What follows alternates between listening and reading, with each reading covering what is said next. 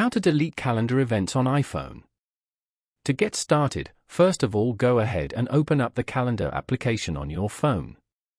It offers various views like day, week, month, and list, and supports multiple calendars for organization.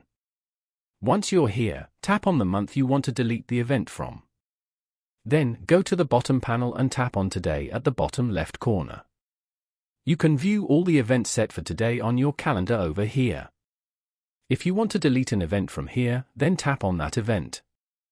On this page, tap on Delete Event at the bottom. Tap on Delete Event again to confirm. You have now successfully deleted this event. You can repeat this to delete other events from your calendar as well.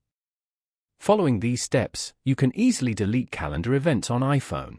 Thank you for watching. Please leave a like if this tutorial helped you, or leave a comment below if you have any questions related to the video.